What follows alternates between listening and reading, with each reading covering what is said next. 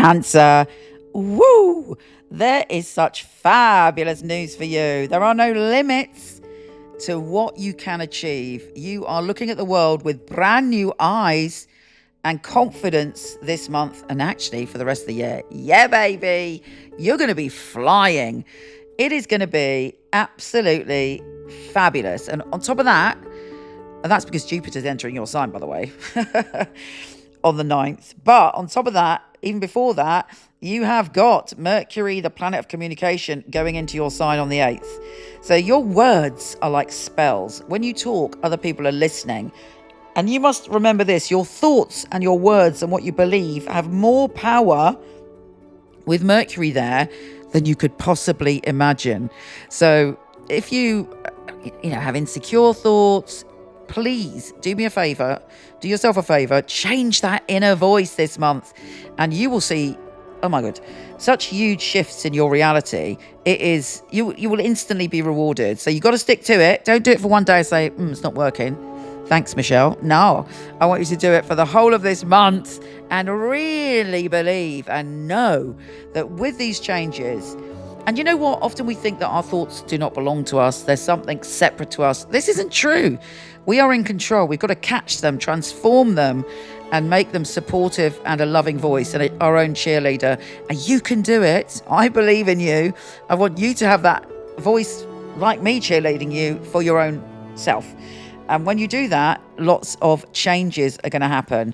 And it's going to be stunning and incredible. Also, you've got to think about, what are your dreams?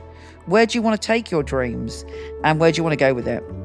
Before all of this occurs, we start off the month with Venus sextile Jupiter before Jupiter goes into your sign. And something just absolutely extraordinary could happen around your work, reputation, or where you believe you're going to go in this lifetime, what you're going to succeed. Whatever success means to you doesn't have to be the patriarchal sense of the word. And there is stunning stuff coming to you, but you've got to embrace it. You've got to love yourself. You've got to know that it's possible and that you're heading towards it. Now, Venus is entering Taurus, and that puts you in the limelight. What you put online, other people love. If you're in a group, you might draw love to you one way or another way. But there's abundance to be made when you connect with other people or put something out there. So I want you to visualize yourself and know that you're a vital part of the whole, and feel yourself as like a beacon with what you want drawn to you this month. And it's going to be so interesting.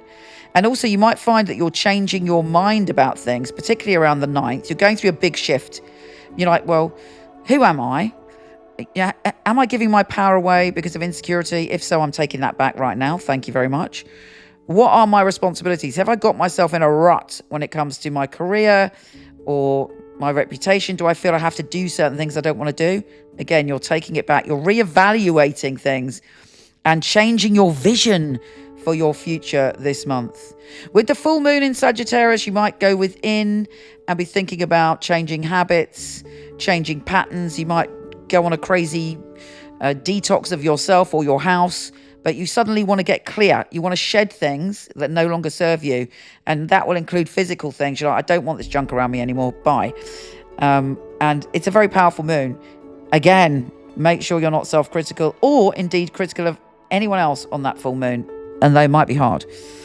With Venus being so prominent this month in a general sense, when it comes to you connecting with groups of people, you have to understand that you cannot be a wallflower. You will be noticed and you will be seen.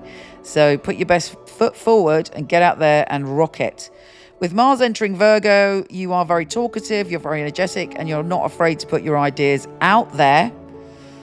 You are going backwards and forwards probably on what you want to do with your life. But I think that if you take a minute to go after the higher vision, go after the extraordinary, go after the adventure, I think you'll be happy. And I think it's important. The new moon in your sign on June the 25th is conjunct Jupiter. Oh, that is probably one of the best ever manifesting moons potentially in your lifetime. It's huge, it's big, it's magnificent. You've got to do something with that. You've got to manifest something. In fact, probably on my Instagram, I normally put out a manifesting power script. That's at Michele Knight, Michele with one L, Knight with a K, obviously. Come and check that out around that time. But no matter how you manifest, even if you don't believe in it, right? Put your beliefs to one side and go for it on that new moon, because it's extremely lucky and packed with good fortune just for you.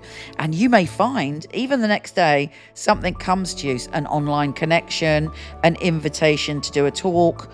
Could be many things, but it puts you in touch with others in a positive way. It's also obviously a fabulous time for networking. Mercury is shifting signs and saying goodbye to you on June the 26th.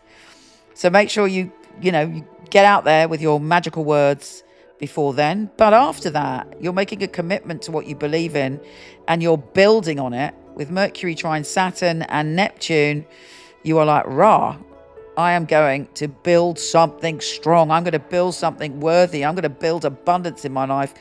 And I think you're going to do it. Take care, gorgeous, and I'll speak to you soon.